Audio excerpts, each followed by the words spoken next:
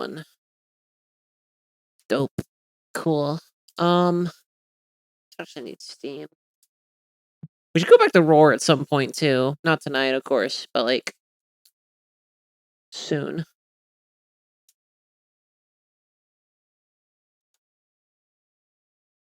But like soon with it, you know? I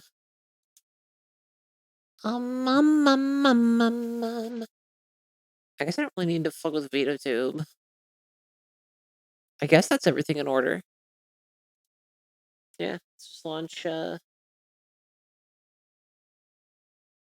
Actually, I'm gonna put Steam back on here, because we're probably not gonna need it anyway. Boot up Power Wash Simulator. Watch everything fuck up. But yeah, I'm excited. We just beat a Power Wash Simulator. Or, well, we just beat Duck Dodgers. Very excited about that.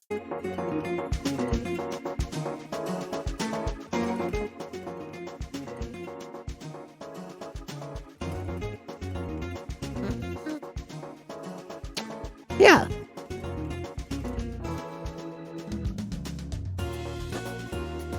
Oh, sweet. It just immediately worked. Oh, love that. Got Fumikumi Tani, got working PC, got working video game. Beat Duck Dodgers, another game in the books. It's been a good night. We beat 3 games in September. And depending on how long Bastion is, we might also beat Bastion and make it 4.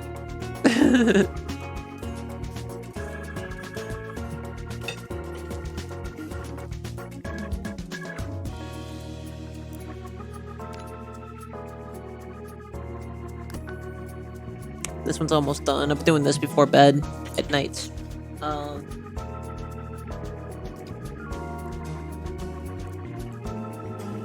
been really sleepy though recently, so like I haven't gotten far in this one. This one stage took me like a week or 2 to beat, and it's not a hard stage. It's not a big stage. It doesn't take that long. Just a lot of nook and crannies. You got to kind of think about how to get in there. And I was just like, nah, I'm gonna fall asleep instead.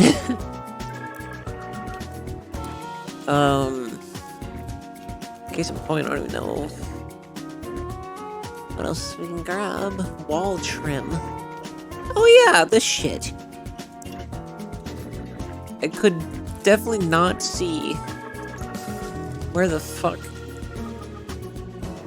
Like, it says there's gunk. Oh, here.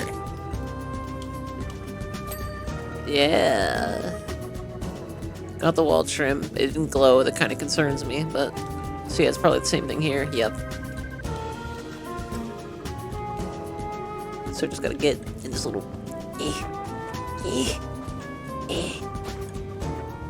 Yeah, like I said, I usually play this game when I'm about to fall asleep, so that makes sense. Yeah, it looks like the things aren't flashing. That kind of concerns me.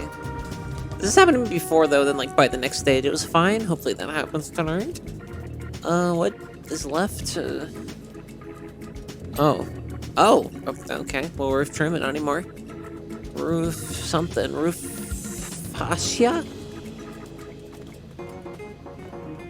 I guess.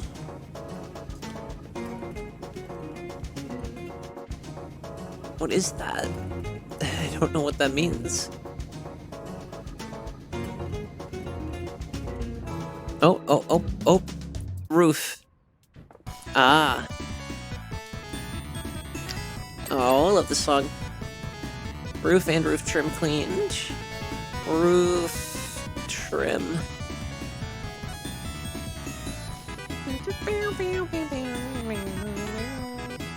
Forgot those notes that are there to add to the melody so we don't get bored as fuck.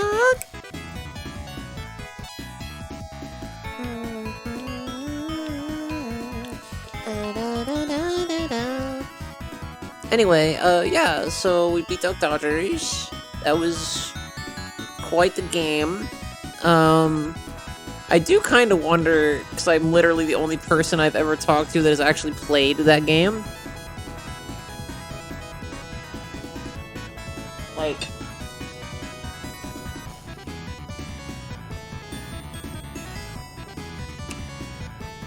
Oh, this thing.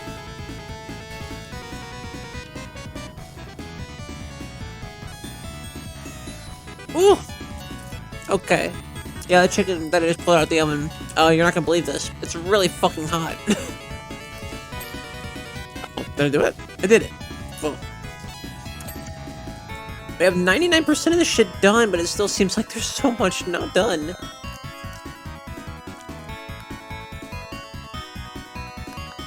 Chimney.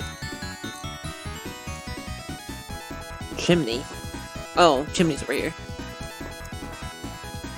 Okay, well that flash is working at least. Yeah, I don't know. What's this one? I'm curious if, like, to see if, like, someone else that I've ever known has, like, played it. And ask them if they have, like, when the last time they played it is, and if they have any fucking remote, like, good feelings about that game, if that makes sense.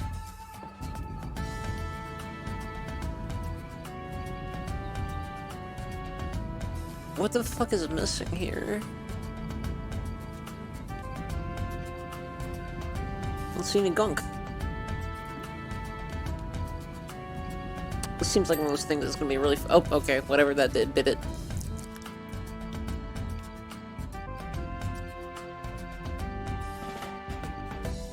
But yeah, I got that game from, like, a Blockbuster, when, like, you could buy games, and I think I rented it, like, so often that I finally ended up just buying it or something? I don't know. So they had, like, discounted games you could buy, so it's probably something that nobody wanted. Roof decorations. Oh, I guess I just figured these would be done already. Since I washed the fuck out of them, but, you know, whatever. What do I know? Alright, that one's done. That one's done, and this one should soon be also done. Haha. Fucking witch-ass witch symbol. I don't remember what this symbolizes, though. It's been a while since I've witched about. I don't have a whole lot of witch knowledge. Oh, this is done. This is done. Oh, they're all done. Yes? Yes. Roof. Now I know what those are. That one doesn't need it. That one does. The decorative trim is also fucked, I think. This is difficult. Or not. Okay, that roof is also done already. That one's done. But yeah, I thought it was okay. I don't know. I don't have, like, a whole lot of, like, critical, huge points to say. Because part of me wants to be like, completing the game sucks, but that doesn't necessarily mean I think the game's bad.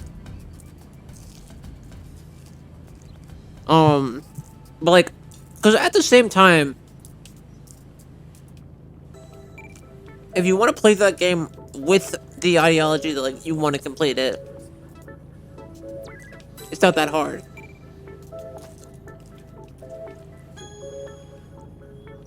Like, I don't know, in theory, if nothing else.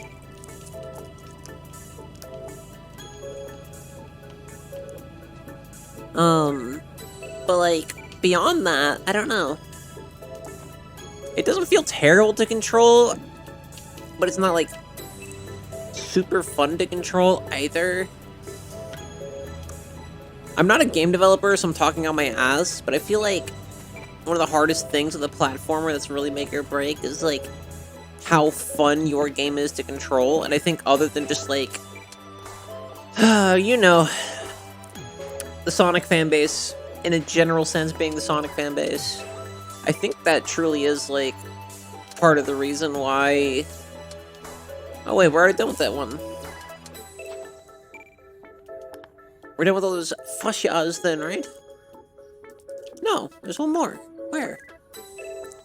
There's a roof trim that's also not done. I bet that's up in this gooch part here.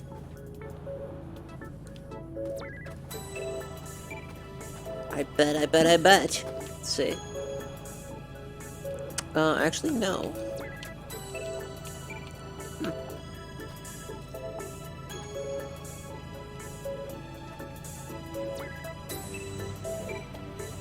Oh, you know what? That still goes underneath there.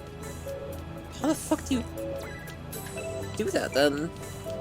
Is there a way to, like, drop the fucking canopy? That'd be nice.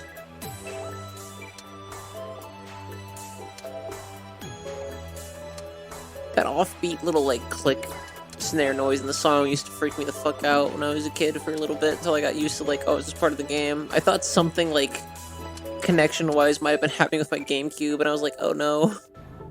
Please, please don't take away the one thing that's giving me joy in my life right now. Roof trim. Roof trim. Wait, why did I just say that?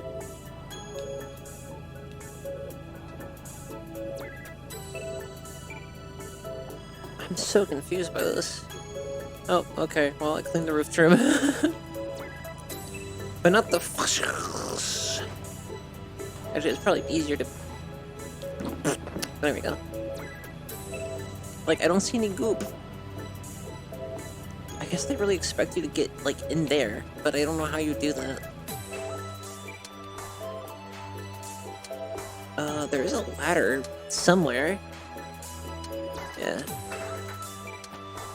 Maybe this is, like, the trick?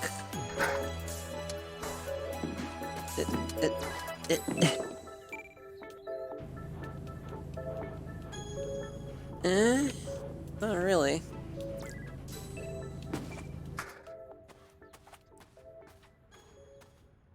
Here?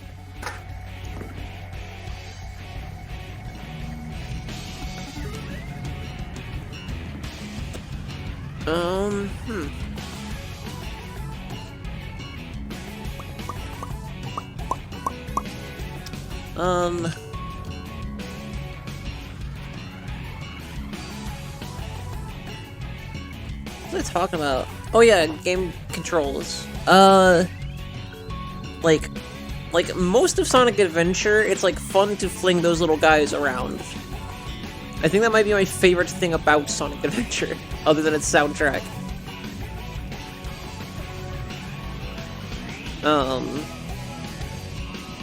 But like there's like Sonic Adventure 2, right? Where like everyone feels good to control. It's just what they do with that aspect that makes it make or break, I guess. In a lot of cases break, but it's neither here nor there.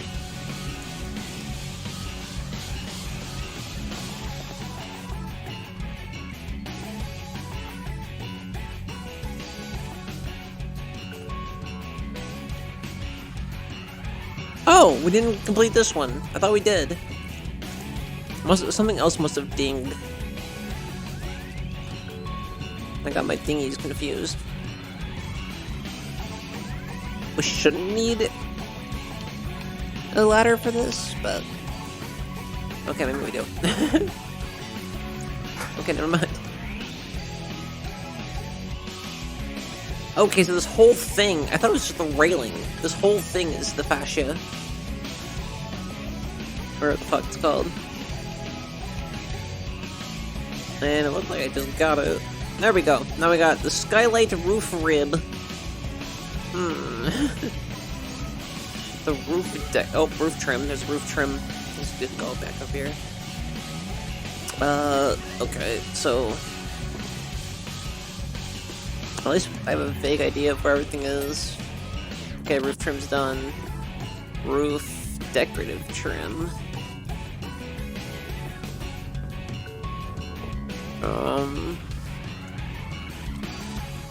Well, these are decorations.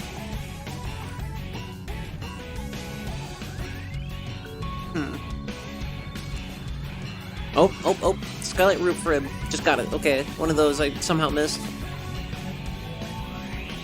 Wall decorative trim. Roof decorative trim. Okay, I got it back up there then. Fuck. But yeah, like, I think Super Mario 64 might also constitute as that, where, like, it's fun to control the character in some regard. I think that makes a platformer pretty, like, great in its own right, even if the rest of it isn't, like, perfect. Which is why, like, I'm not a huge fan of Sonic Adventure 1, but I understand as a Sonic Adventure 2 fan, like, why people like it so much, I think. I think. Where did I decide the roof decorative trim is? Roof trim. Red rum. What the fuck? There's wall decorative trim. I figured it'd be something over here that, like... But no. There's no decorative trim here, it's just windows. What the fuck? Here? That's what I thought, but no. Where the fuck is it? I can't find it. I don't see like a speck of fucking dirt. What the fuck? Where is it? You would think something called the roof decorative trim would be on the roof, maybe.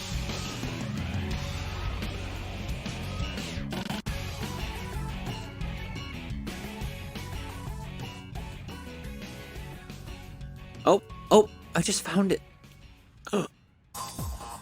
Is it this? Wall decorative trim. Roof deck. What the fuck? Roof deck. What? What is it?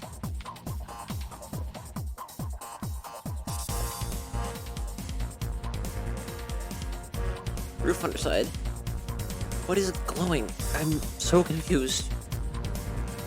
This whole thing. Okay. Okay? Dude, what? Okay? I'm sorry? Let's go, put this over here, I guess.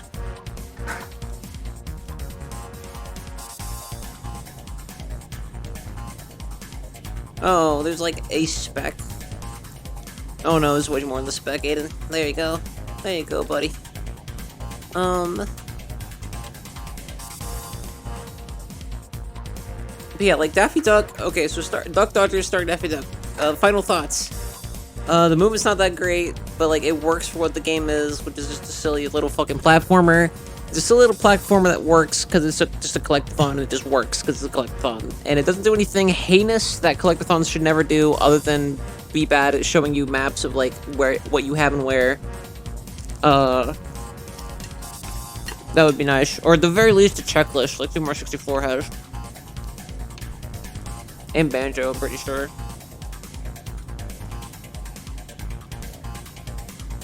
What the fuck? Where's all the gunk?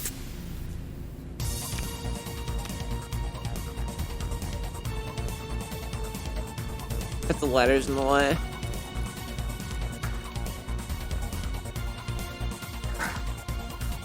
But also, like, I need the ladder to spray it.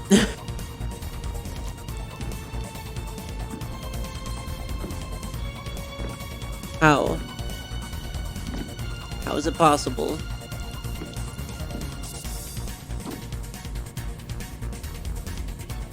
It also should be glowing because I have the thing selected, yes? It says it's that, okay.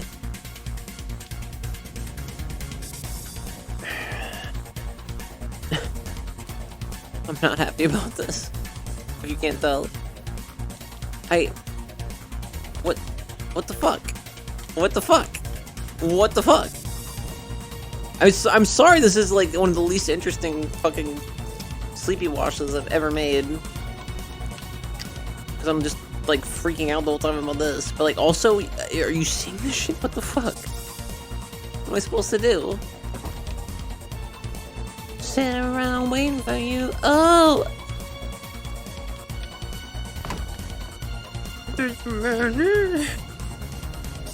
I mean, this doesn't really help either. I don't know what it wants. I really don't.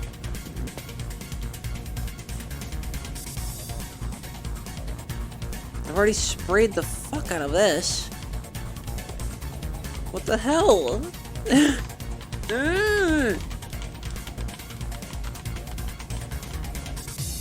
Clean. Just be clean. Just be clean. You fucking cunt. There should be one right the fuck here. This sucks. Alright. Like, what the shit? It says this is the part, but there's no goop. I can't clean it if there's no goop.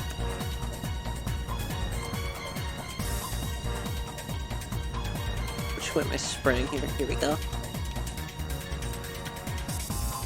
Like, is that goop or is that just some, like, shading? I think this is some shading.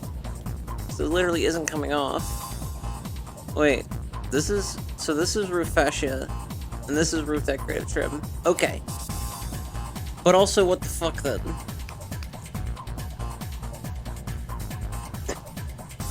I'm I don't know. If it's at an angle I can't fathom, then also, like, the soap won't help either, is the thing that's worrying me. Like, what the hell? I just can't get over it. Alright, like, for all intents and purposes, it should be done. Like, what the hell? Be done!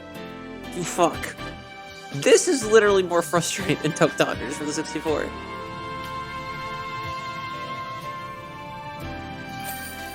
Okay. Was this the wishy-washers? I got your details from your friend Harper, who's helping us in the historic dig. Sure. Sure.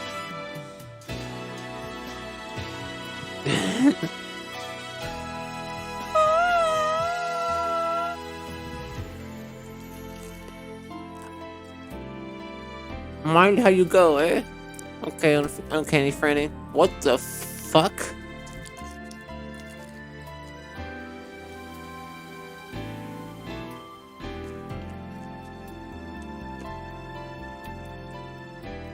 Okay. See how bad this little guy is.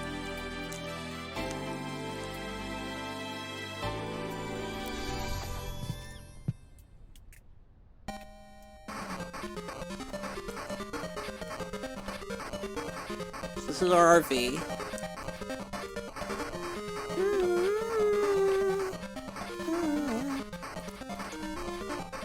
And there's the car. There's the scaffolding. So we just have to clean the big guy. The biggin. Let's go. Hi Wishy, thanks for heading all this way out of town. It's great to catch up again. I think you should just start calling me Wishy. See, look, I already cleaned the helmet, Jeb. I'm fucking amazing at this game. Oh, it's not supposed to be brown. It's supposed to be like cobalt or obsidian? No. This thing is likely over 8,000 years old. Yeah, the fact that I'm just getting it with my power wash, that's kind of nutty. Almost like it's keeping wash. I'm sure that's like normal and not intended.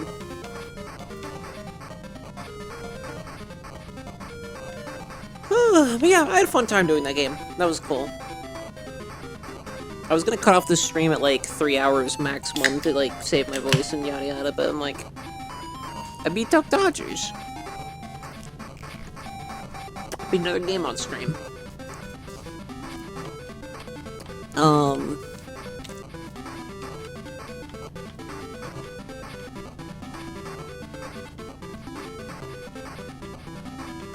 It's been nice to be able to kind of, as much as I don't condone using like streaming or other like online venues of creativity as like a full-on coping mechanism, like long-term, like it's a good coping mechanism every once in a while, but I think you should be using a coping mechanism like that to like get out of that funk and then start doing that thing for fun, because otherwise you're going to start associating that thing with negative thoughts of like what you were trying to cope with. And this is something that's been on my mind because I don't take my own advice. I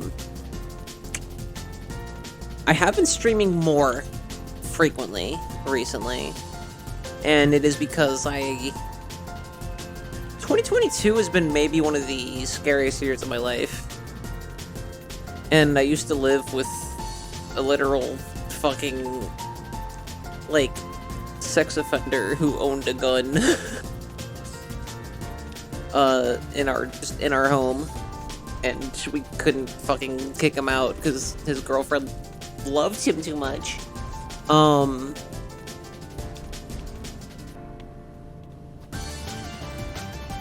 But at least we have the Sonic Color soundtrack to keep us all at bay. And that's a coping mechanism that'll never fucking fade.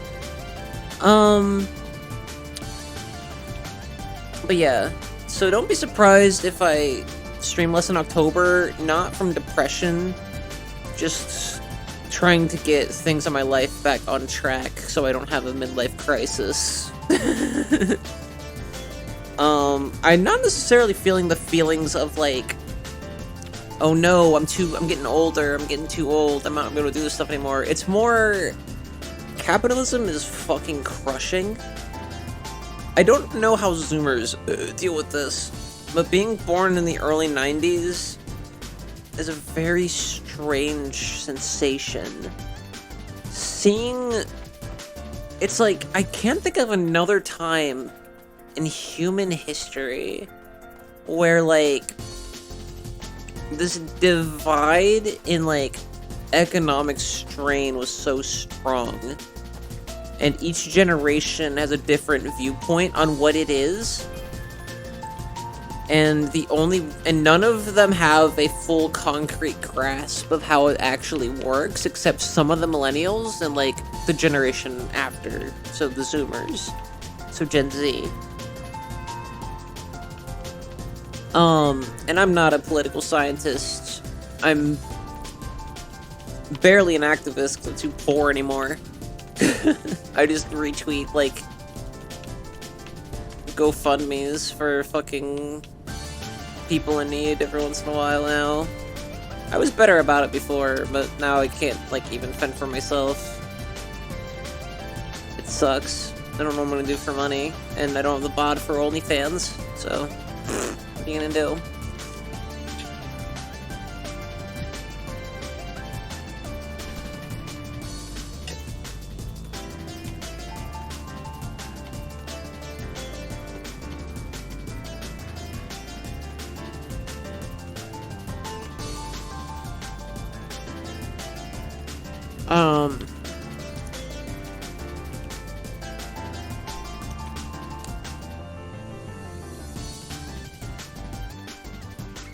But yeah, to get away from that topic, I guess.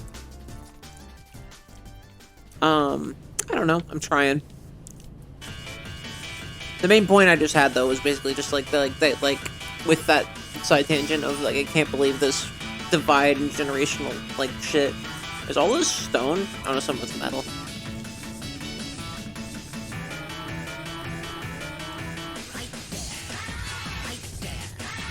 Right there.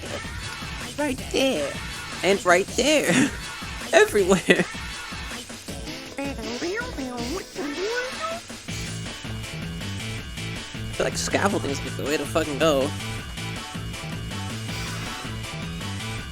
For a good portion of this, if nothing else. Like, you got the boomers, you got Gen X, then you got us.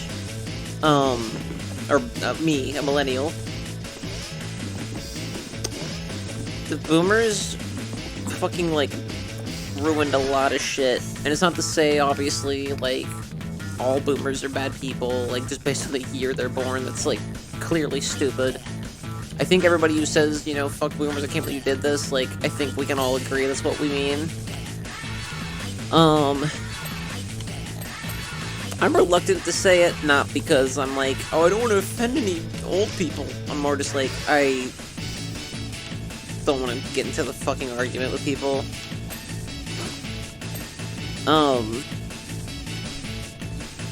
But like, yeah, obviously, like, that criticism is there for a reason, and the reason, unlike most prejudices against humans with things they cannot control, i.e. when they were born, makes sense.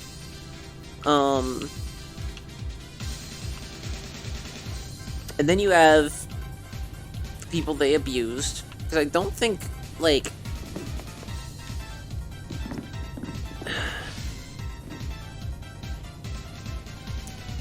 I don't want to paint a narrative either that the implication is, like, that boomers lived in paradise, either. Like, they just... If having a nuclear family, getting a good education, and getting a home with that nuclear family, and possibly even getting a higher education, if so desired after the fact, was doable, and then it became less and less doable. What blows my mind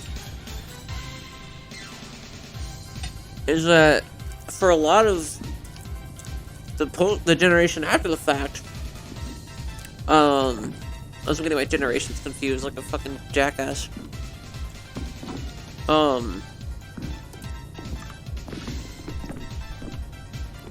There was a lot of things where they're like, oh, I have to do this because it's just the way things work. And then realizing that those things are harder for them, they're just like, oh, that's bullshit, that sucks. Oh well, that's just the way things work. Like, what? And then abusing my generation, saying, it's just the way things work, and then literally, like, hitting us and, like, trying to shape us and mold us into something as a status symbol of themselves. And this might be me projecting, this is just what my parents did. But yeah, and then wondering why our generation is so, like, what's the word for retaliating? Retaliatory? Retaliative? Combative isn't really accurate. That's like, I'm gonna punch my dad in the face. Like, that's not it.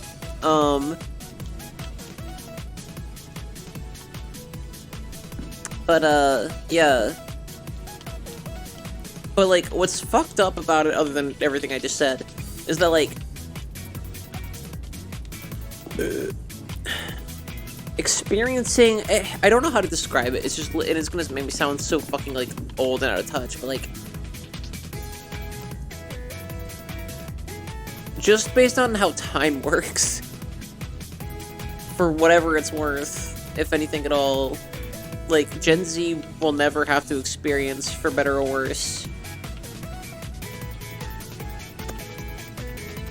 this utopian, like, thought process embedded and, like, indoctrinated pretty much into us at a young age, with people telling us this is the thing, this is the checklist of things you need to do with your life and the person you kind of need to be. And this varies for different people, obviously. And then seeing that idea, basically, because it wasn't presented to us completely as, like, this is the way it goes and you're gonna like it, or fuck you, you can get out of my house. For a lot of people, it was like that, for sure. And for me, my parents did threaten that, but they never did it. I don't know if they ever actually would have, unless I straight up just, like, curse at them constantly. My mom did threaten to kick me, like, super, like... My mom and dad would be like, oh, what are you doing still, blah, blah, blah, you know, not paying rent. I'm like, I literally offer you rent every fucking time you bring this up, when you lord it over me. And then you tell me, well, no, never mind. They're like, well, no, it's not, you know. And I'm like, okay, then don't bring it up, you fucking bitch. Anyway, my parents aside, we were all kind of given this, like, ideology of, like, the American dream, what it's supposed to be, by a generation that also never experienced that, if you think about it. Well, okay, not never experienced it. A lot of them that were more well-off did. I would say mostly marginalized groups of various fucking, like, races and ethnicities and sexualities and genders were kind of robbed of that. This is so fucking weird to talk about over Sonic music. Maybe I should have turned on Rainwave if I knew I was gonna get dark. But just, like, us experiencing this idea, and then at the time frame of, because, like, you gotta understand, at least, like, for me when I was born in the early 90s, like, So right around that time of like 2011 when I graduated high school, right, like, is when that American dream is supposed to kick in. The fact that I got a job at like 16, which was like at the time the legal age I could work like pretty much literally anywhere. And the fact that I was saving up some form of money or something. Because that's the thing. I probably saved up enough money like that, like mom and dad had when they were around my age at that time, so like 18ish, like the like early 20s. And like once they started dating and got comfortable enough with each other, they got a fucking house, and then they got pregnant with me. Like, I think by that point, Dad even maybe had an associate's or was getting it. My mom never got anything above high school education.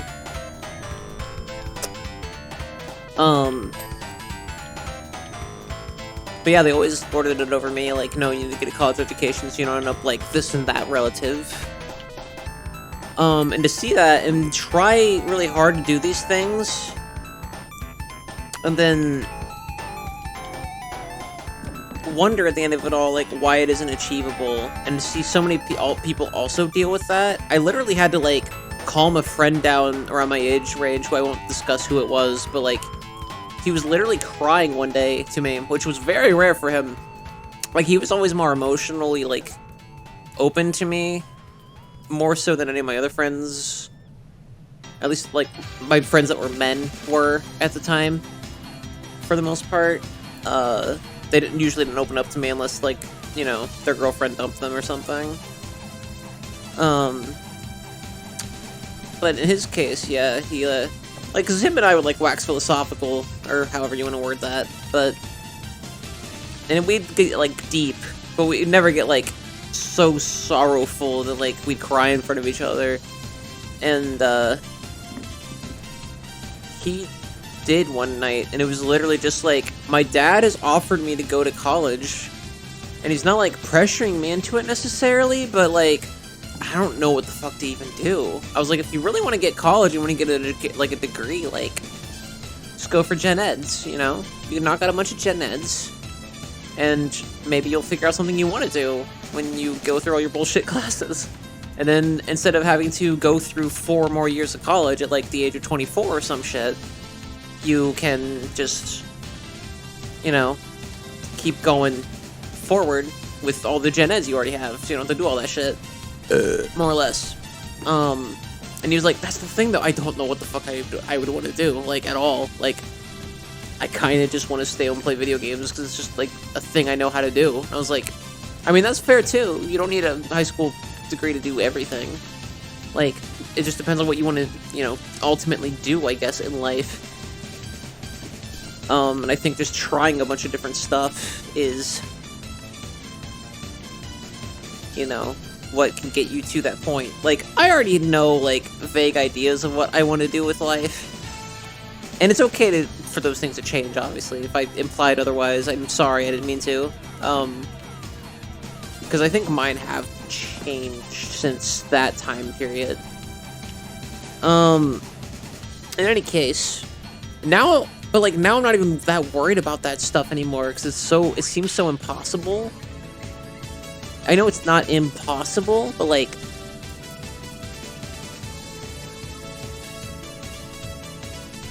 I can barely afford rent this month. And even then, all that money I technically have for rent, I technically also am in debt to a credit card company for it.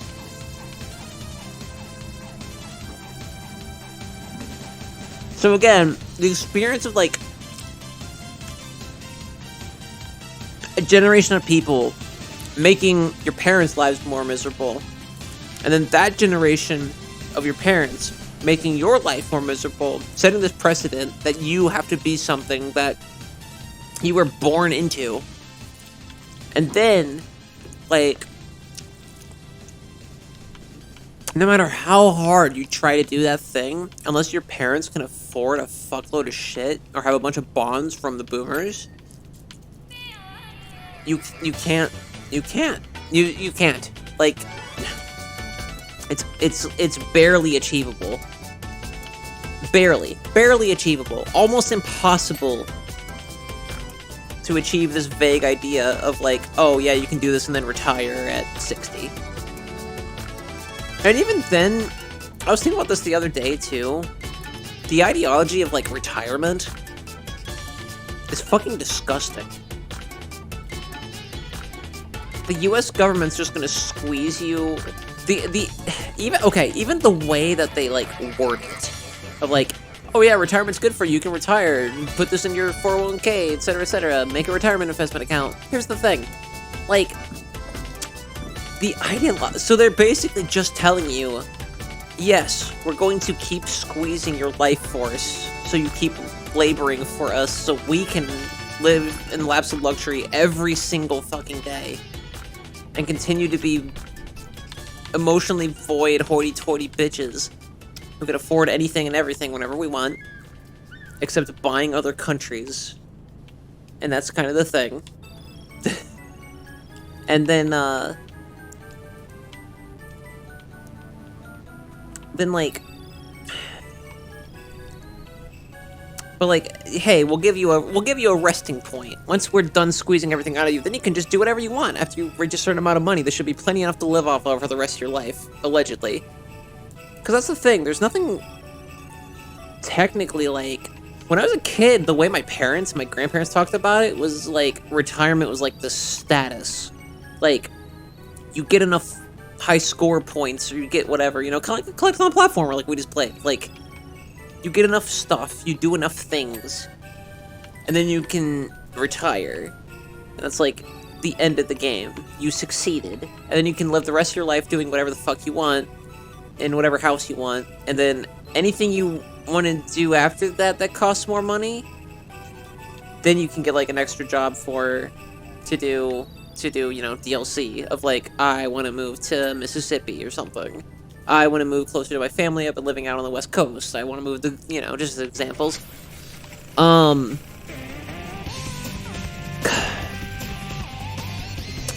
even then, like, my grandpa, for example, has a stent in his heart. He, you know, was balding. He had, I think, some form of cancer. I know my mom's dad did. My dad's dad definitely does. Or I think my dad's dad might have. But yeah, he's got, like, heart complications. He's got a hearing aid. His body's, like, just eternally tired and fucked up from, like, working for Ford for a really long fucking time. And it's like, this is all it is. This is life. But at least you had that thing of, like, it's one less thing to worry about. Like, yes, you do have all of this money.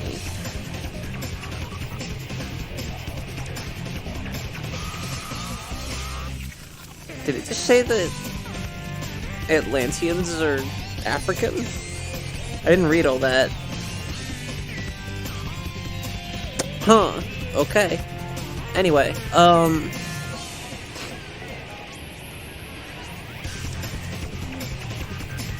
so anyway, what I've been rambling around this whole time, if I didn't make it clear, and again, there's no way to really explain it to the generation before mine or the generation after. But just, like, again, being told your entire life, not only is this a good thing to do, but you have to fucking do it, or you will be on the streets. In different permutations. Depending on the individual. Not achieving that is punishment, and no one is there to help you. In fact, the government that put the system in place will hurt you if it finds out that you're doing this. Because they're just fucking hateful. And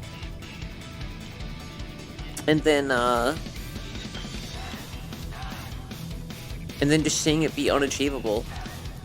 Because even if you're thinking, like, oh, well, that's not true, my sister did this, that, the other, and got all these fucking, like, scholarships and stuff, and she went to college, and yada, yada, yada.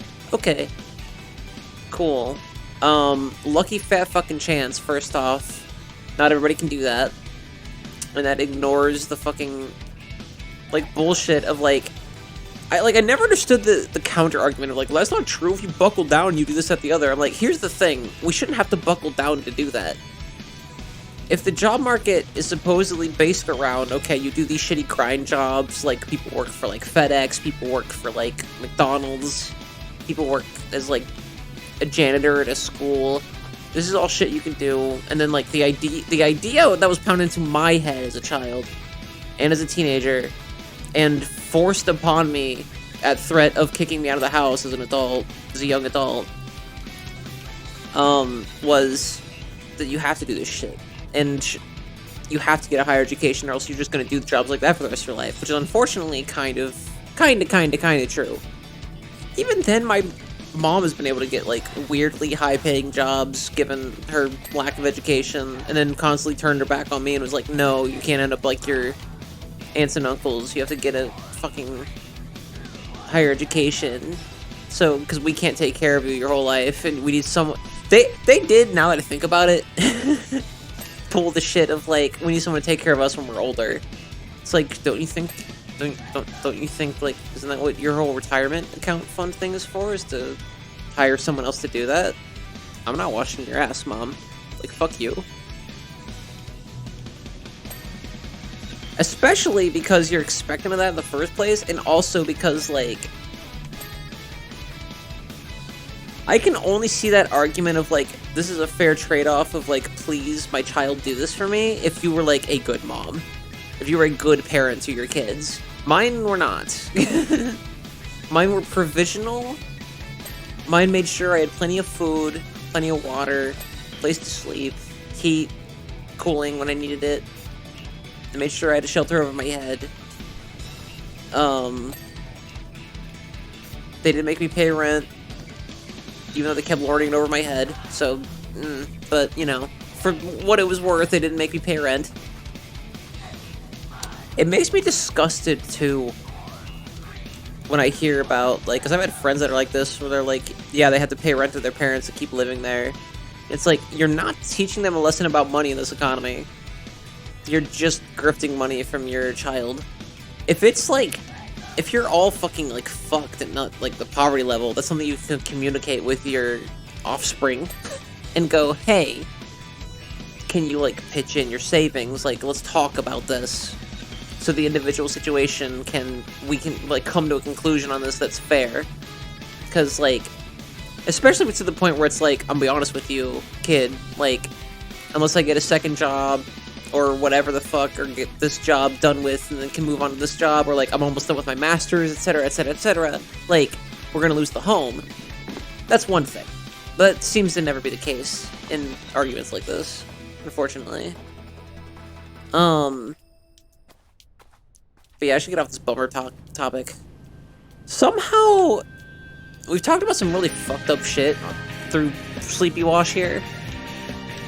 But I think that's the bleakest topic. Is just trying to put in, like, Zoom. I don't care, you know, I don't care if Gen X realizes this, because listen, there have been some good Gen X people I've met. There really have been. Technically there have been one or two good boomers that I've met that are, like, understanding trans allies. You know, they're few and far between, but they do exist. But there are also people that have complained to me about shit that other people from their generation have done to fuck over others, and how much of a mess they've made. And I find that interesting, that, you know, anyway. So, like, it's more of a cry out to the Zoomers, which, you know, a lot of which don't watch my content, hopefully, because I'm an 18+ channel, but the ones who are Zoomers that are, like, in the age range where it's not fucking weird, you know, like, early 20s. I don't know if there's a point in you understanding or trying to understand, but, like, I don't know how to define it, I don't know how to explain it, I don't know how to describe it, and I've been trying this entire time to find the words to do so. That's why I've been rambling, is I'm trying to, I'm actively exploring, as you are listening, this idea and how to explain just the crushing constant defeat of just, this is how it is, and this is what it is. And you can't revolt on your own because guns exist. You can't revolt on your own because guns exist, and to get the amount of armor and firepower to be able to do anything about that problem, you will be caught. Probably.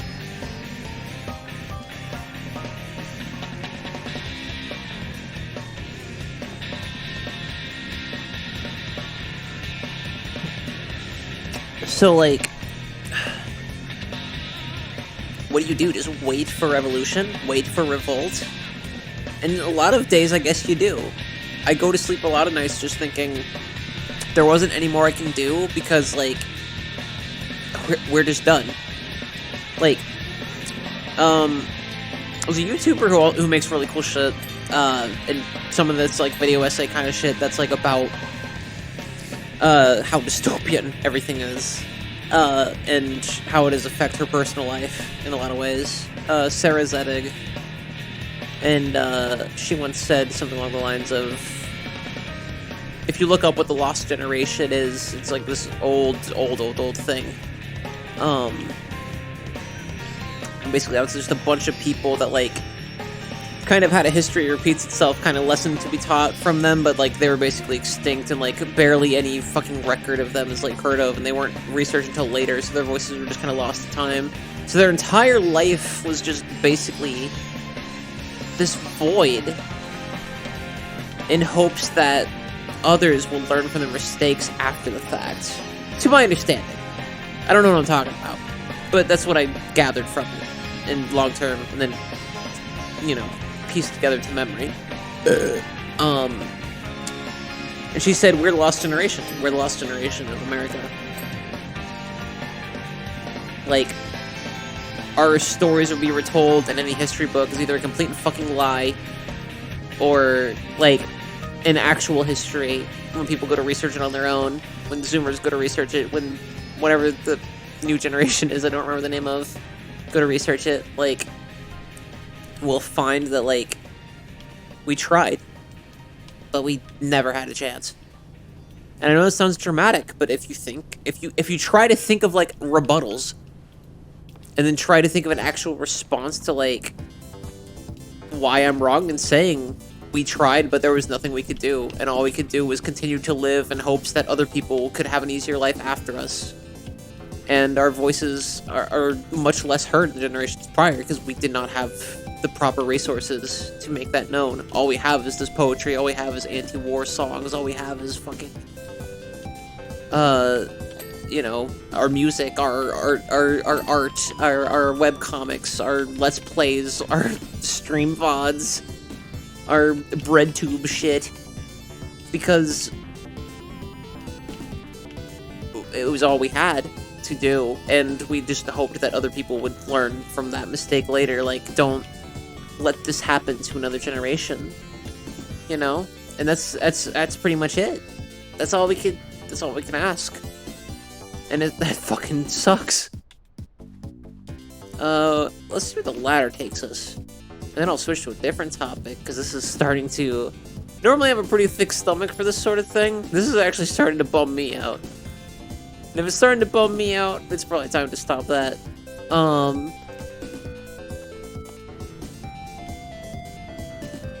If there's a conclusion to this point, I like to wrap up points on this thing, if I can, in a way that's, like, not the bleakest, if it's a bleak topic.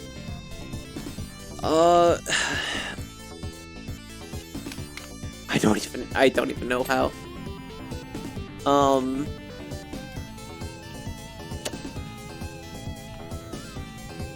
Question everything.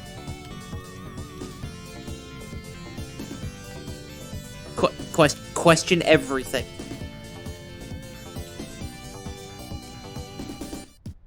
Question everything. Let's see where the ladder takes us. Woohoo! Let's switch topics to something fun. There's a ladder, right? Yeah, there's a ladder right here. Where are the places that we can put the ladder? Can I even pick up the ladder? There we go. We can go there. Which, there's feeling bad, he goes. Except I think I already got the vast majority of this shit, so not too worried about her. I'm actually almost done with this anyway. Got most of it just slipping around and shit, you know? Get up here, that'll be nice. Get you a nice close shave, hmm? Get you a nice close shave here. Yes, yes.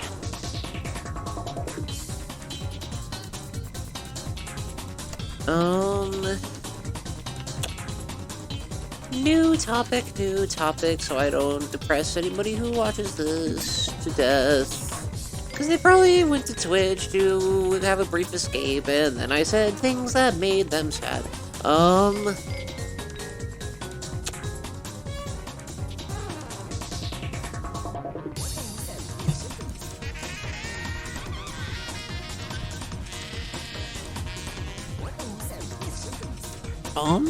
Sorry, I was drinking Coke. I wasn't, like, having a conniption.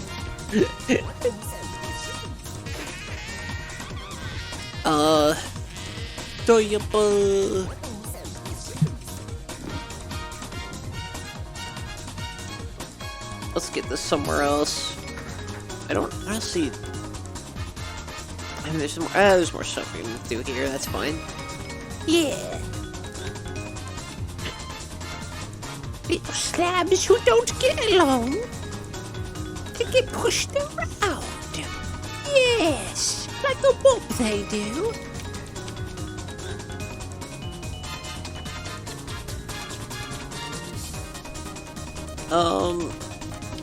I haven't uploaded on TikTok in a long time. This isn't a particularly interesting topic. It's just kind of blabbering until I think of something better to talk about.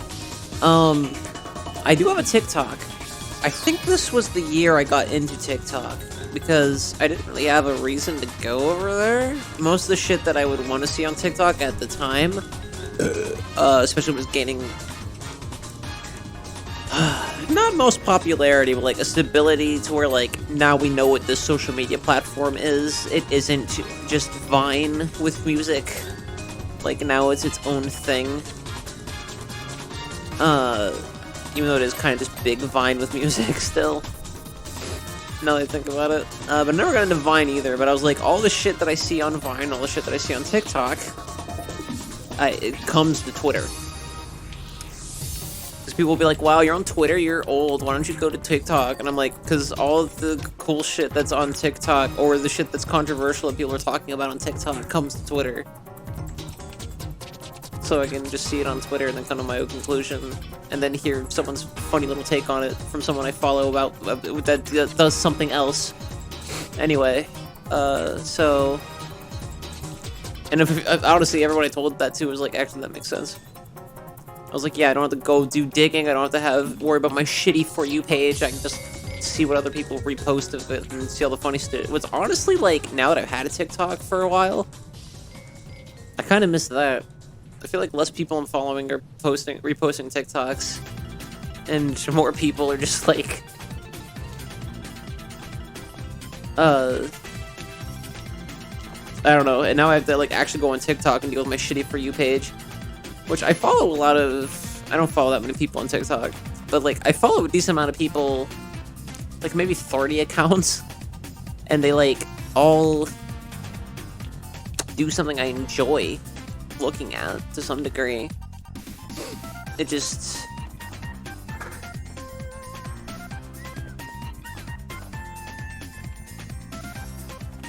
doesn't, like, my For You page is just constantly like either really depressing or like really fucking overly fast-paced like sketch comedy.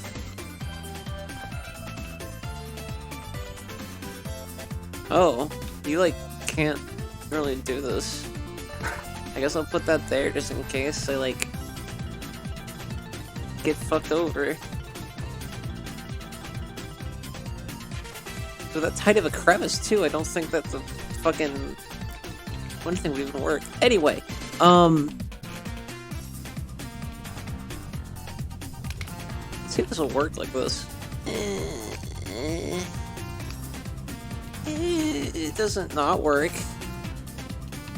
It's just not that great. If I could, like, efficiently jump on his head and shit, I'd probably be better off.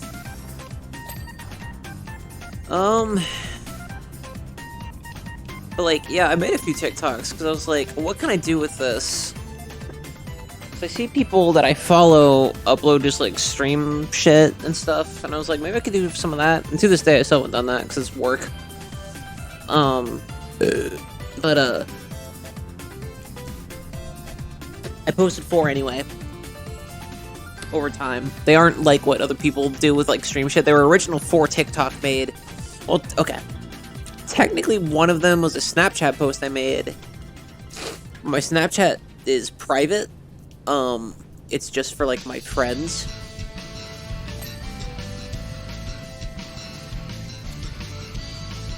So, I repurposed it and edited out shit to where I could put it on TikTok publicly.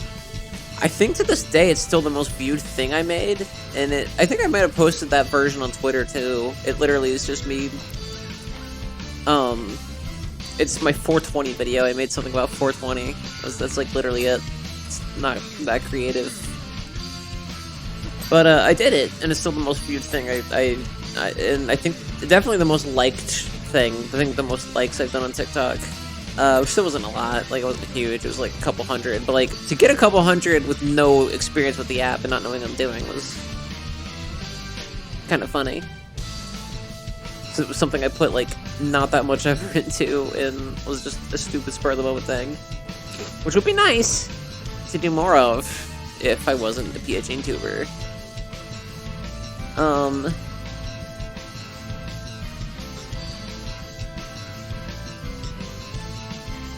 have to get way up there, I think, to finish this fucker off.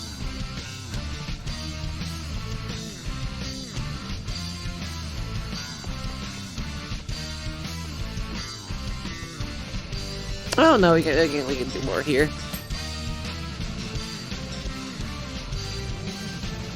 But I like to do more TikToks. Every once in a while, I'll come up with an idea, and then, like, I'm just too depressed to do it. It's pretty much the theme of this fucking episode of Sleepywash, I guess.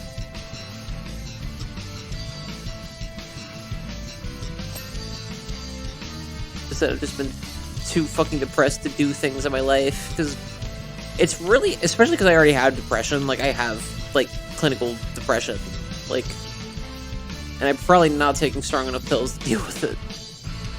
I'm definitely better off, like, in terms of being able to cope with it and, like, function publicly than I was in, like, my early 20s to, like, my mid-20s, probably. But, like, it doesn't help that, the world's gotten so much worse around me.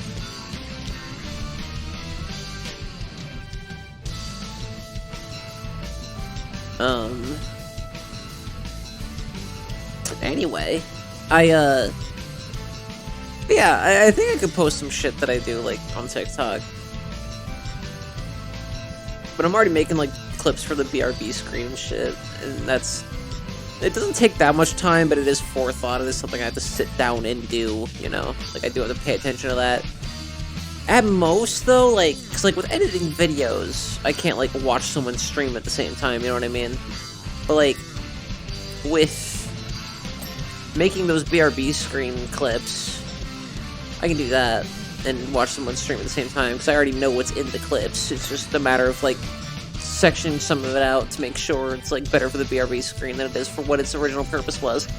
Which, for the most part, is nothing. For the most part, I don't have to do shit. Oh, there we go. Now we're talking. Cool. Let's get back here.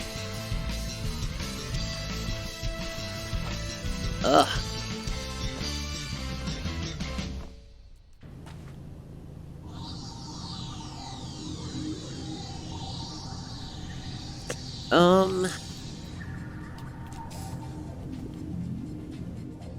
I kind of wanted to do shit for a long time, and I had one or two written that was, like, more sketch-based, but it was more like the Pokemon Battle Revolution video I made forever ago.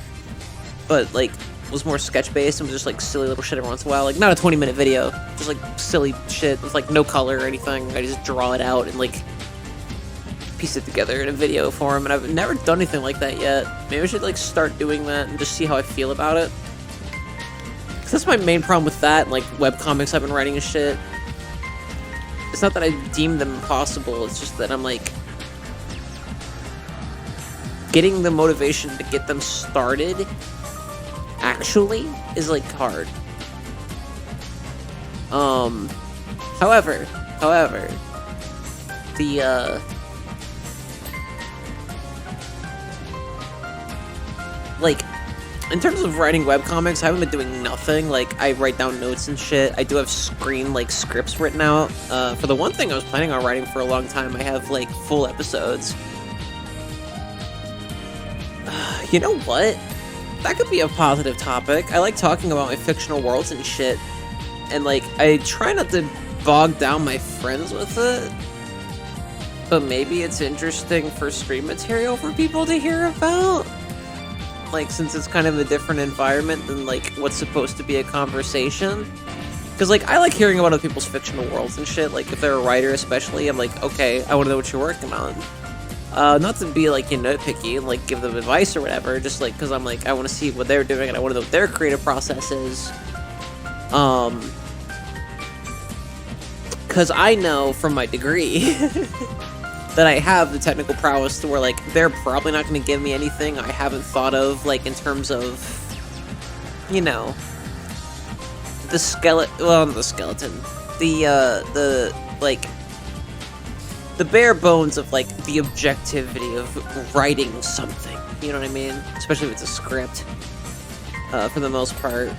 Even then, most of my friends aren't screenwriters. I don't talk to a whole lot of screenwriters. Which is funny, because I'm a screenwriter. But, yeah, I like talking to novelists about shit, because on a level of, like, this creative thing, or, like, how I do world building, or how I do this, that, the other, I'm like, maybe you have thought of something I haven't thought of yet. And obviously, I don't think it's, or not obviously, I personally do not think it's all for selfish gain. I really don't. Because, like, I know I'm still a half-decent writer without that. Even without the degree. If I didn't have the degree notwithstanding, I think I'm still, like, a decent writer. At least half-decent. You know, I think I just, like, I've noticed something about myself over the past few years, and it's that I like when my friends are excited about, like, a world. I like seeing their brain expand over thinking about, like, the lore of an MMO, or how things resonate with them, even if it's fiction, even if it's non-fiction, even if it's, like, a movie. Sewing, taking care of plants, things I don't know about even, you know, just hearing them talk about it. It's more than just white noise to me. It's me processing how they feel about those things. Part of it is also living vicariously through them, because my interests usually stay pretty fucking close to just, like, the kind of things I make. Coincidentally, which I think is probably true for a lot of people. So hearing other people kind of go off about, you know, like, basketball, or taking care of plants, or astrology. I find that shit interesting to talk to my friends about. Also, I just like talking to my friends. That's one of my favorite things to do.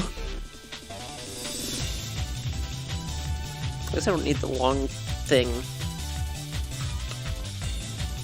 if I'm gonna be up in this dude's fucking grill. Oh, here we go, here we go, here we go. Oh, yeah. Alright, there's an arm slab, there's a face slab, and a helmet slab. So yeah, I'm almost done. Let's check out the arm slab now I'm down here.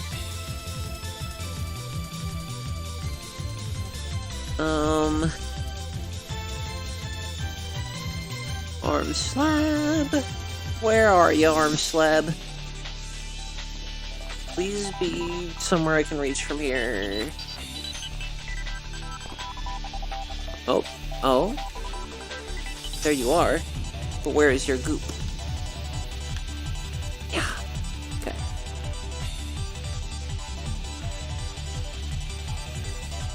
Ah, there you go. Alright, cool. Face slab and helmet slab. I'm just run up the hill. Like the special stage of Sonic Heroes. But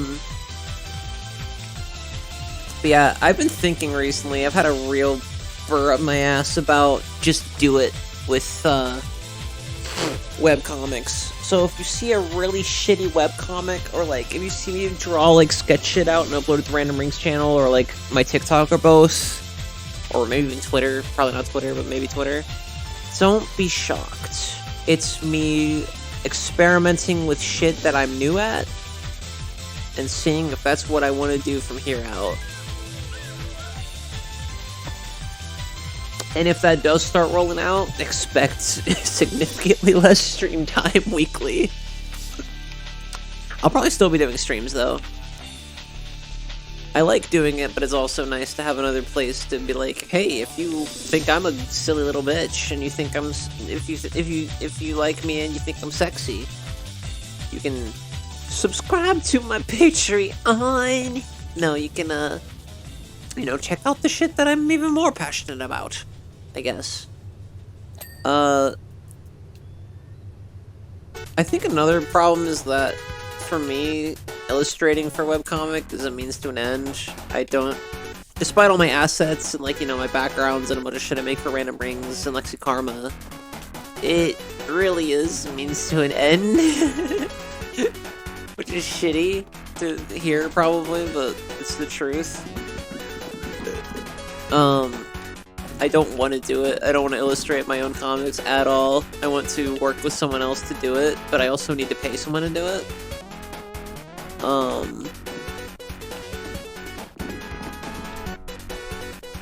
I would love to work with Taylor on something, but not one of my stories, because that would feel selfish.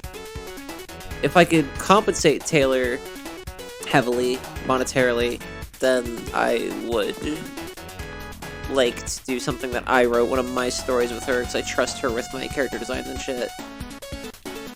Oh, it's a little speck there. Oh no! It's doing something.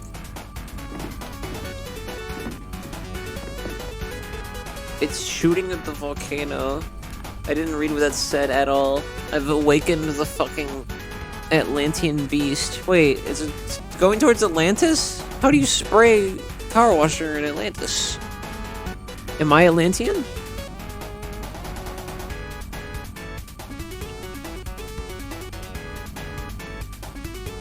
All looks pretty fishy-wishy.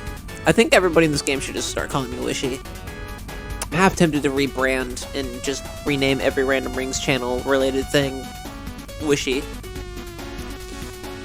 My mom always told me never trust a man with a unique mustache, so why did I accept a job from an absolute unit with a top lip like an angry beaver? Truth is, the stunt work has dropped off and I take work where I can.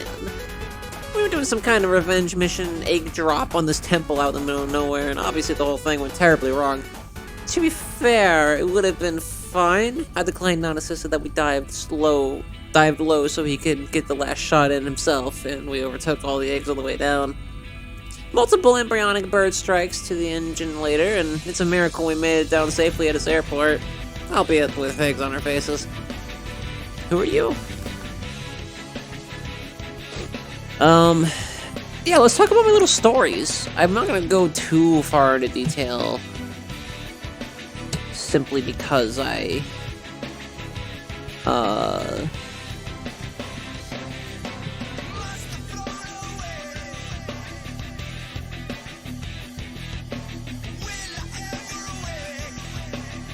sorry, I thought somebody tagged me on something on Discord. I thought somebody beeped me.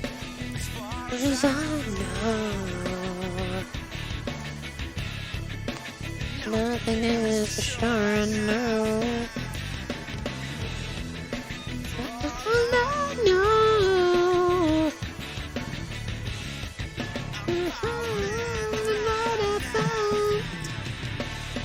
Let's wash a biplane. Okay, so that was weird. Shut up, Calvin. MCU-ass dialogue, motherfucker. LOL, blue beam coming out of big Atlantis fucking statue thing? Awkward. Okay, so I have a bunch of stories that I'm writing at once, because, you know, I'm a screenwriter, I like writing different things, which is why I have no portfolio work out. Because there are 2 scripts. Okay, so I guess I have a lot of stories writing, but these 2 I'm less passionate about. I'll talk about these first. In hopes that I haven't already talked about them on the stream. Which will either make this the most interesting or least interesting Sleepywash to date.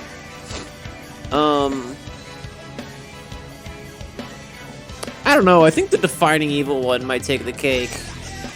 I think the one where I talk about the one girl I went to see Black Mass with, and the one is the same one where I like am talking about how to define evil and what it means for different people. I think that's the most interesting one. Anyway, Timmy Timerson, I don't give a shit. I'm egotistically talking about myself and the things I make online. Do you mind? So anyway, I wrote stories for school that I wanted to repurpose into something less cringe. It's not that they were completely cringe or like bad scripts. They were well-structured scripts, more or less. There aren't that many technical errors. It just like... They're not really stories I'm super passionate about telling. There are 2 of them. One is currently called King vs. Bishop, and the other is... King vs. Bishop is a... like... Okay. Here's the problem, before I even go into what they are. I went to school for screenplay because they don't offer a degree for teleplay, if that makes sense. Because teleplay and screenplay, like, overall formatting and everything wise are pretty much the fucking same. Like, production-wise, there's differences that I don't have to deal with, because I don't work in the industry, but, like, it's effectively, like, what you're doing while writing it is the same thing. The only difference is that it's a different mentality, because one, you're creating a TV episode, and the other, you're creating a fucking movie, or a short film. So, for school, I wrote a few scripts. One of them, I'll talk about briefly, because I'm not reusing it, was called, The Gospel of Jay. It had 2 main characters, John and Jay, and John was a college kid, and he's like a freshman at college, and he goes to this like mixer and tries to hit on girls, and they think he's a fucking creep, and they don't like him because he's not good at talking to girls, and he's also kind of a fucking shit, and he's really uptight. Like he's not a bad person, I guess. He's just like he's just always like tense and rubs off on his conversation with other people. Why am I talking about this in depth? Oh my fucking god. And then a new kid comes to school and he just goes by the name Jay. He's clearly like, you know, like not from around there and shit. He gets a little drunk at the party and he brings John around after they have a conversation together. He kind of digs John's vibe because he's not like anybody else he's seen at the party. He's different, you know. And John finds out as they're on their way out that even though Jay's like a new student and just moved into town, he's already like best friends with everybody. Everyone loves him on the surface level. Jay finds this boring, which is why he finds solace in John. And if you haven't caught on yet to the parallels, it's just Jesus in modern day goes to college. The idea behind it is that, which I might recycle into something else if I want to, but I don't think this is the first time it's been done. I'm not super passionate about the idea. The idea is that the Bible, at least in that universe, wink wink, is actually not... It's not metaphorical, and it's not actually, like,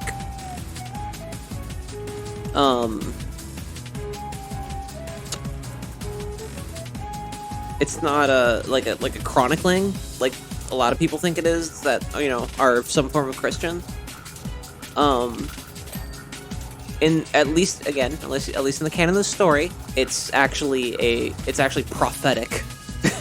But it was told in language in, you know, Hebrew, ancient Hebrew, that only they could at the time understand, and then was used to, you know, form organized religion, etc. But it was always intended to be prophetic.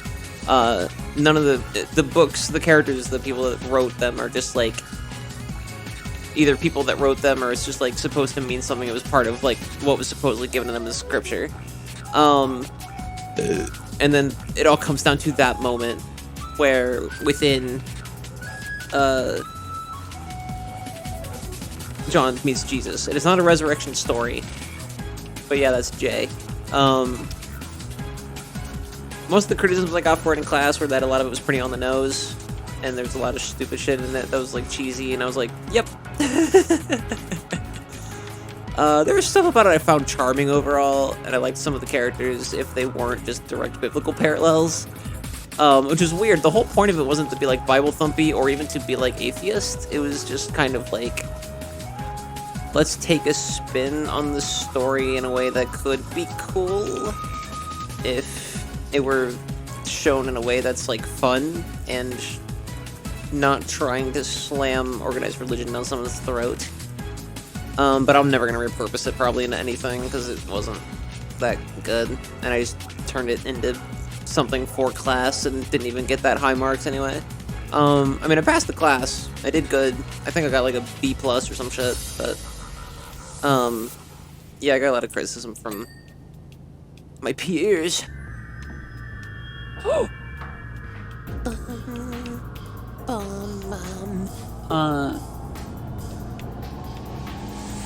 The two I will talk about, because I need to post them somewhere, because I graduated in 2020. And I've been talking about repurposing the scripts for portfolio work for a while and just never have. So, again, to reiterate, just to preface this, I don't really have that much direct interest in, like, writing movies. As, like, most of the people that, like, did screenwriting with me in class, they, like, wanted to write films. They wanted to be a filmmaker, you know what I mean? They wanted to write and direct their own movies.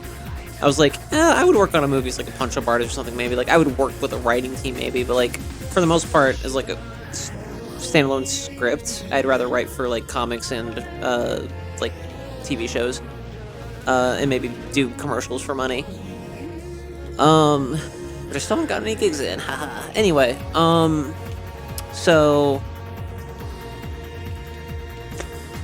They don't teach you that shit in this school, though. Maybe there is a school somewhere around there that specifies in teleplay, but, like, you know, for the most part, my degree is in screenwriting. It's in screenplay, which is fine. So, like I said, the skills utilized for both are basically the same.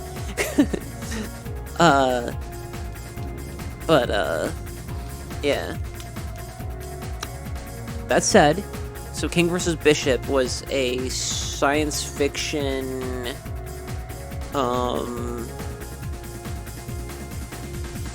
like, it's like a science fiction drama. It was a science fiction thriller. Didn't have enough depth to be drama. It was a science fiction thriller. And the other one was Minnie's Graduation Bash, which is a science fantasy full-length film. King versus about and that was a science fantasy like action film. It was very like Disney inspired, but very adult. King vs. Bishop was basically about. So in the beginning, it starts with an alien game show, basically. Which you're probably already thinking, oh my god, Aiden, what the fuck is wrong with you? And, yeah. It basically starts with an alien game show. Little bit of a little bit of a what's that movie with the terrifying fucking Martians? The beginning had a bit of a Mars Attacks vibe, but with a little more charisma. Anyway. So basically it's implied here, kind of like the fucking, you know, show me what you got, like, game show episode of Rick and Morty, but not. Where it's basically just like, hey,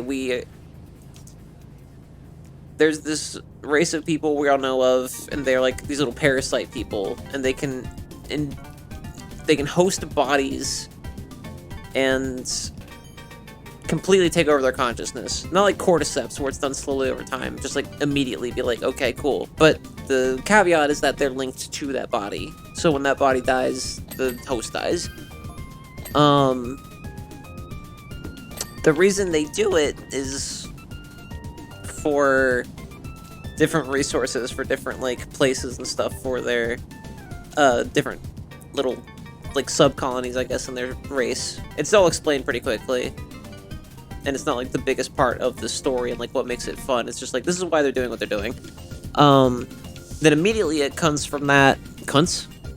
It goes from that to just a nuclear family, basically. There's like a mom, a dad, a son who is probably like, I don't know, like 22, 23-ish, who is back. He's staying at home with his parents for a bit before he has to go back to college next semester. And the younger sister, who a lot of the plot centers around, is like a focal point. And I think she's like 19, maybe 18. I don't remember. Should know. I wrote the character. I don't remember though. It was a school project script. Anyway, basically the parasites go and infect that family, and they infected. The thing is, like, they don't have to infect a family or a people in a small place. They just have to infect a specific like race. So they could have infected like dolphins on other planets. They could infect like mammalia, like different or like vegetation if it's sentient enough, like, you know. But the main point is that they have to. They're split into like a chess-like pieces. The different players are. So basically, there's like a red team and a black team, and they're just split into. They're all like given different things. Like a lot of them are pawns, but like I don't remember if I gave the pawns that much more to do. I think they're literally just code names to keep up with the theming and be cute. Except for the fact that I think if you kill like the king of whatever the fuck. Actually, no, I don't even think that mattered. I think they were literally just cute code names. So it's also implied that, like, recently, like, the thing they talk about at the table at the beginning, like, during breakfast, is, like, this nuclear power plant that blew up, and the reason they're talking about it is not just like, oh, howdy, that was weird. If somehow affected the dad's job, and because it's a short film, you know, I had to speed up a lot of the process, so, not a spoiler, it's revealed pretty much immediately that, like, it's just to show kind of how the hosting works and what the tells are for it, other than them blowing up a nuclear plant. Or was it a nuclear plant? I think it was a power plant, because I researched it. I think it was going to be a nuclear plant. A part of the nuclear plant blew up, but it didn't, like, cause, like, a massive fucking, like, you know, extinction of the country or anything. But it did kill off most of the players, it's implied later. But yeah, one of the players, you don't know who, but one of the aliens is inside the older brother. It's, like, pretty much obvious, like, from the very beginning. So the rest of it is trying to figure out what of them are infected, and if they're even in the house, which ones of them are there, if any of them are infected, other than the brother, and if the brother's just gonna kill all these people for no reason or not. Because the parasites are also not told who the others host, unless they straight up tell each other. which is not against the rules. They can just do that. It's just basically a game of fucking survival that a bunch of people are watching for sport. For basically a cash prize. So yeah, that's basically what that one's about. I'm not gonna go much more into detail with it, 'cause it's not that cool. If it sounds cool, trust me, it's not. It's not that cool. But I might put it out just to say, like, hey, portfolio. Because, like, the dialogue is fine for what it is. I'm proud of the dialogue. And dialogue, in my opinion, is, like, one of my strong suits in writing. Because it's one of my favorite things to do. It's just... Actually, dialogue isn't one of my favorite things to do. Characters doing things in relation to each other, or even when they're alone and thinking about other characters and writing out that depiction to the audience. That's my thing. That's my favorite thing to do. Have I really been doing Sleepywash for an hour and a half? Fuck, I need to wrap up soon. Let's talk about some of the other stories I'm writing. So these were not for school. Actually, one of them I did, and this is the one I thought I was gonna do. When I started going to writing school in 2017, I started making these characters and making this story, and I was like, this is good practice for, like, out of school. Like, I could turn this into something. I like this, actually. Stories evolved a lot since then, though, to the point where I pretty much had to rewrite, like, a lot of it, but not everything. But I had, like, full episodes either almost done or done, written, at least in, like, a first draft. So this was, like, a science fantasy kind of deal. And it's, like, crime drama mixed with, like, comedy elements. It was very Cowboy Bebop inspired. Very Farscape and Cowboy Bebop inspired. With, like, hints of Star Trek. But, like, it was a series. Like, it was a serial, like, thing. It was, like, the point of it. The current concept is that it's a cab driver, and he lives a boring life. He's kind of a bootlicker. He wants to kind of be, like... He's not a horrible human being. He's just very misinformed and misled. And a bootlicker, by proxy. And he always takes these cops around that try to be his friend, but they give him shit, you know? But, like, it's clearly a little too much. But he doesn't really get that. One of his idols is, like, kind of like this Jason Statham type kind of fucking actor, you know, who acts in all these movies, but it's because, like, he's famous for having done all those things in real life, you know? He wants to be like that guy.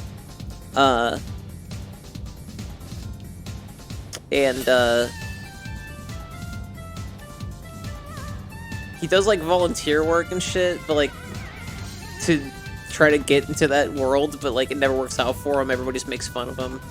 So he's just basically a cab driver who really likes action movies, basically.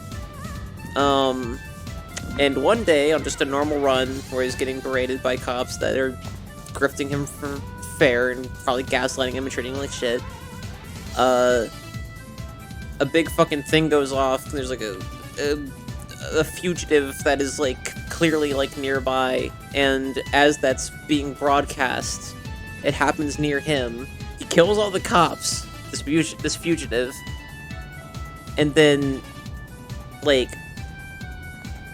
the cab driver gets, like, a one-up on him, basically, and he's impressed by this. He takes him with him to take him hostage, because with all the cop paraphernalia and shit he finds in the cab, and other shit that, like, he finds on him and stuff, and, like, all the stuff from the action movie star that he likes in his cab, he thinks he's an officer. So he takes him as a hostage in case any bigwigs come looking for him, because he thinks he's, like, a big deal, like some kind of fucking, like, you know, hot movie star private eye in real life. Or, like, some kind of secret agent or some shit. So he takes him with him. And he goes to do a drug deal. He keeps the guy in his ship, the cab driver, and he goes out to do the drug deal. Everything goes swimmingly until he accidentally bursts on the scene, and everybody who's in cahoots with the fugitive, the smuggler, thinks that the cab driver is a police informant, or is a, you know, they think he's a pig, and the smuggler, the fugitive, they think he's a police informant now because that happened. And they have to fight their way out of that, basically. Long story short, for the fugitive, this ruined a big fucking deal for him, and he wants revenge on the dude he's been working for 3 years, the drug kingpin of that galaxy, who's, like, pretty much monopolized the market in that whole fucking galaxy. So he's, like, empire big, like, the mafia times, like, 10. Like, in terms of, like, overall control of things. And then the cab driver is like, if I turn him in, this will be a big deal. So neither of them can kill each other, even though they're kind of, you know, both in threatening scenarios. If he were to kill him, he could plead self-defense and then, you know, go the fuck home and be safe and not have to go on this adventure. If the smuggler kills the cab driver, it's one less loose end on, like, his adventure. But, like, it's pretty early on implied that, like, they're starting to, like, warm up to each other a little bit anyway. So it's kind of, it gets goofier as time goes on. Like, the beginning of it's really bleak. That's kind of the atmosphere I was going for, is that, like, it's a lot of bleak, very fucking bleak, like, crime drama scenarios that they're just kind of, like, moseying through. A lot of it goes into, like, different just, like, sci-fi tropes. Like, there's, like, a clone episode. There's a parallel universe, like, multiverse episode. There's a, kind of like a brainwashy, kind of Twilight Zone-ish kind of episode. That's, like, heavily inspired by, like, Chuck Jones shit. Like Daffy Duck. Elevator? The elevator of a plane? I don't, oh. I don't know my plane parts. Oh, here, found it. We beat the plane. The other ones are a crime drama, kinda, not really crime drama. It's like a crime drama comic thing. It's very inspired by comics because the main character is into comic books. He basically gets tied in with a mafia, but it's like this weird post-utopian society that has humans in it, but it's on a different planet. It's implied that a few people took off and colonized an empty planet, basically. Or an empty moon, sorry, they live on a moon. Somewhere else. But they are humans, and then they, you know, bred enough to continue humanity somehow.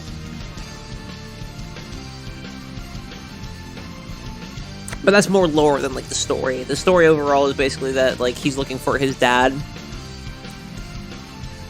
But in the process, he just does a bunch of shit for this, like, kind of, like, underground crime vigilante syndicate thing. And he proclaimed himself the first superhero of the world, because nobody else, like, there were other vigilantes, there were people that, like, don a mask and be like, oh, this thing, blah, blah, blah, but, like, none of them really ever do it. Like, actually, like, full-time, and, like, don't get caught, but he's working for this, like, you know, kind of sort of, like, shady dealer mobster that, like, works between different sides of the law, if you will, for lack of a better term. And, that's his deal. She finds him and hires him on, and he does his thing. And, he's got daddy and mommy issues out the ass. His friends are someone who's basically a cyborg. He's, like, in this experimental armor shit the whole time. Or not the whole time, but when he's out doing shit with him, like jobs, because he was heavily fucking damaged, almost near death by burn damage by fire as a youngin'. And that character's younger sister, who is blind and an expert martial artist. At a very young age, she trained. They were also both orphaned at a young age. And then the other main character of that is just a girl who, like, somehow miraculously ended up in this crime syndicate. She uses her knowledge. She's like a grade A student, you know, she's kind of a pencil pusher, and she likes, chemistry and shit. Kind of like Walter White. And, but she's learned, like, chemical reactions to the point of, like, how they work with machinery and stuff as well. So, like, she's not, like, a super whiz mechanic or anything, but, like, she can mend shit together. So she uses the prowess of the crime leader and, like, her connections with her knowledge that she has from just what she likes doing, and, makes things explode and such. She has a bunch of little, like, Batman gadgets, I guess, and that sort of thing. Because, like, fighting-wise, like, the other three got it covered, but, like in close combat and shit, like... Oh, also, like, in this world, because, like I said, it's, like, post-utopia, basically, like, humanity reset, basically, and got rid of a lot of shit, but then they found old history, like, stuff, like, their generations after that happened, like, eventually broke the utopia, because people tried to make, like, you know... a sub-society within the planet that would be like a dictatorship. People tried like sex trafficking. People figured out like meth and coke and shit, and then try to utilize that, you know, like history repeating itself kind of thing. And but as such, in this world, coincidentally, guns are like a super rarity. Like they exist, and people have heard of them. They know what they are. They're not like lost technology or anything, but like. No one really has them. Like, not even... There are cops, and they don't even have them. Which is funny when there's a bunch of cops and they have to go do things. In that world. In that story. So yeah. It's a fun old time. Meets a lot of goofy, Batman-esque villains and shit. I always say Batman and shit with this kind of thing. It's a lot more, like, Spider-Man Daredevil inspired. But, I mean, that's putting it lightly, it's basic, though. Like, story-wise, it's not like those things at all, if that makes sense. Like, the way the plot's depicted and everything is nothing like DC and Marvel shit.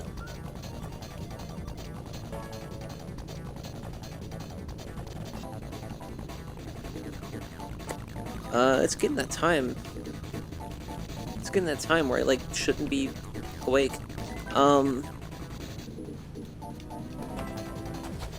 Oh, there are birds chirping in the game. I got freaked out that someone was, like, whistling at me. Another story I'm working on, so I can shut the fuck up finally. It's a girl who's technically royalty. She lives in this society that's, like...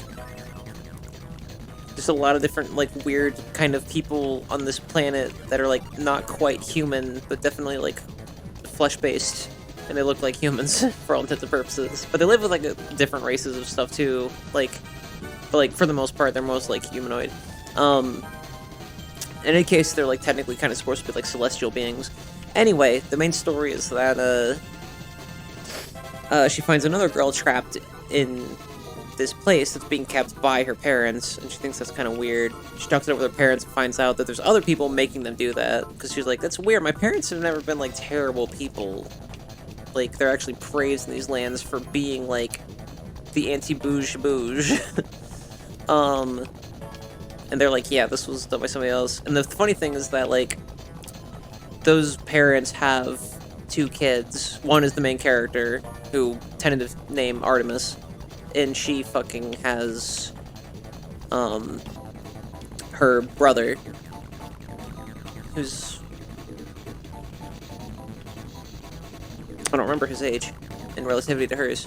At one point they were twins. I don't think I kept that, though. I don't remember. I might have kept that. I should know. These are my characters. These are the ones I am passionate about. These aren't for school. In any case, she finds this other girl locked up, and basically, when she confronts her, there's somebody, like, threatening her nearby, and she uses almost, like, telekinetic seeming, like, powers to just fuck up his shit. Like, not kill him, but, like, really fuck up his shit. In a lot of ways, it's a lot more lighthearted than the other stories I've talked about thus far. It's a nice break from all that.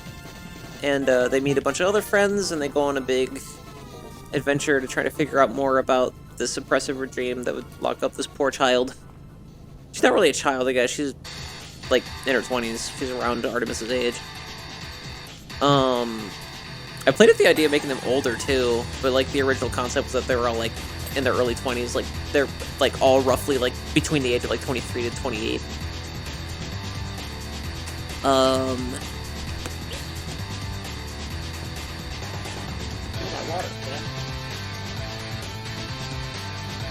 Other story.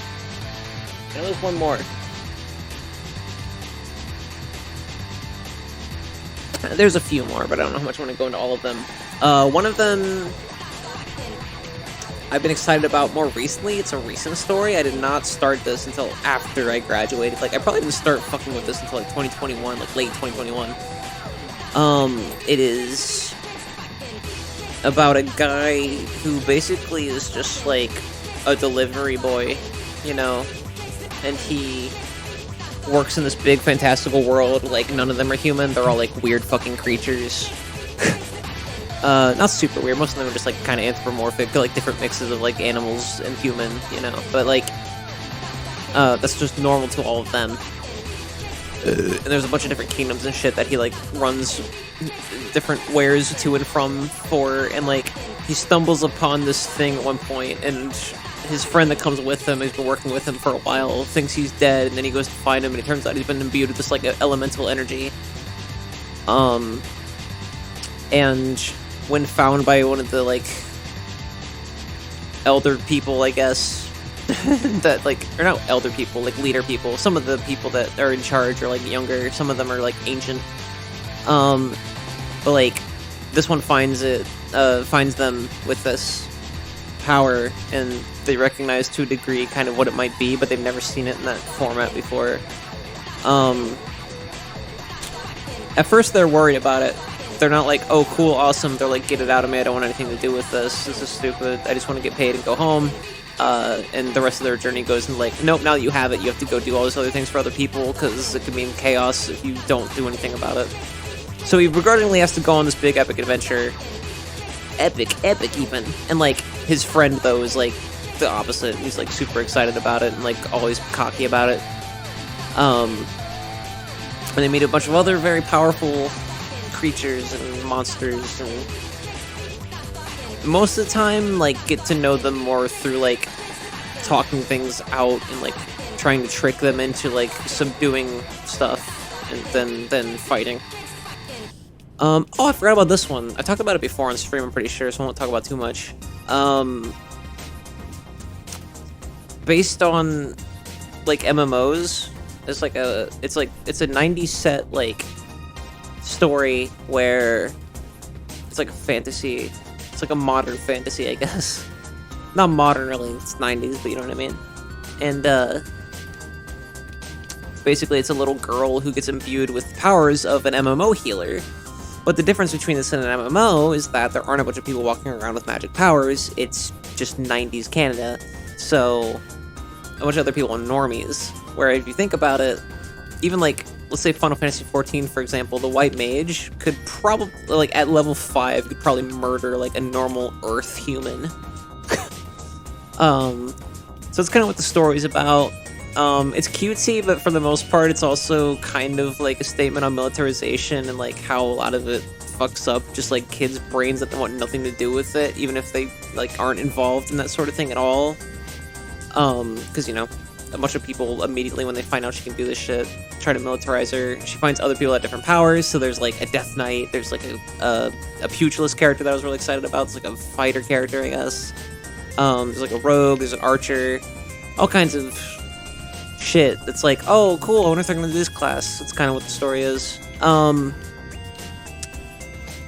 She also has a friend, he's like, because she's like really stoic and she doesn't like, she's very socially awkward. She doesn't really know how to talk to people, and doesn't really care that she doesn't know how to talk to people. She just kind of lives her own world, I guess, you know? And just tries to figure out the world day by day. So when she has her powers, she's not like, whoa, this is amazing. She's just like, yeah, cool. I can control wind a little bit, and I can heal myself when I get hurt. The kid, like, thinks he's a martial artist, because he watches, like, because he goes to, like, karate classes, you know? that his mom pays for, and like he's like, but he still tries to be like, you know, the Miyagi. He tries to train this little girl, even though they're both the same age. And he's also like, you know, just a little boy. And then they meet this other character, and they are kind of seen as this edgy kid when they're like younger, but then like as they grow older and get reacquainted like after high school and shit, it turns out that they're actually like kind of a fucking genius. And not just like crafty and weird, but they've like, I don't know. Anyway, that's that story. The only other one I could think of is a really edgy one I came up with when I was like 12. I'm trying to repurpose it into something else. Basically, like, it's so fucking edgy. It's this guy who gets roped into bounty hunter work by a big space mobster, who takes him at a young age because he was sent off by his dad so he wouldn't die in this thing that his dad worked on. He's like a renowned bioengineering like doctor, and he made this thing to make this like cyborg person of their race that was attacked by a bunch of people from a different race who also happen to be at odds with the mobster. So the mobster takes the boy in, and the boy starts to learn the ways of being a stone cold fucking murderer. Because other than being taught through the bioengineering capsule, like basic language and some like human history, and like they're not human, they're aliens, but history of the galaxy and like some other stuff. I kind of figured out a little more about who his dad is through that. He decides that's his life now. That's just what he's gonna do. Because through the knowledge that he was given, based on that, his dad is presumed dead. Because the dad made a protocol to where, like, if I'm putting this in one of my kids' heads, first off, this is like undone. It's like it's an experimental phase, but also like I'm probably dead. Like this was a last ditch effort to save my child in any regard from an oncoming attack or another war that could happen on this planet. So yeah, he does that, and very early into the story, I'm not going to spoil it for if I ever do release it, or if I change it entirely, but the mob boss that basically tried to foster father this poor, abused robot, cyborg, alien child, dies, and reveals to him that he was going to be the heir. She never told him until that day, and then upon dying, tells him, like, you're the heir, and when they look into the books, they'll know you're the heir. And so, like, he kind of just goes on this big adventure, though, because, like, one of the last big missions he was on to find a bounty was actually to keep the target alive for selfish purposes of the mob. But he finds that his older sister, who he thought was also dead from the invasion when they were kids, who wasn't bioengineered like he was, is alive and is the prisoner of war. So he like goes to find her again, and they go on a big space adventure with two big goofballs in a big ship that usually just do like driving jobs for that mob, but now they're just doing like jobs that now they're just driving the new mob boss around because he can just do that to them. And they're like silly. Like one of them's like a rock lizard person, and the other one's like a bird. And they're just like, I don't know, they're like comic relief characters basically. I think that's all the main stories I'm working on. I'm probably forgetting another one. I had another idea, but I don't even know if I want to talk about it yet because it's just so like underdeveloped. You know, I'm always bringing up something. I think we should be done because it is been almost 2 hours of Sleepywash, and that is not good for my voice. It's not good for your brain. We're about halfway through this big fucking hand anyway. But yeah, we beat a game tonight, so I was celebrating. It was nice, and now I'm nice and sleepy, so I can go to bed after this, and that'll be nice. yeah, I think that's gonna do it for me.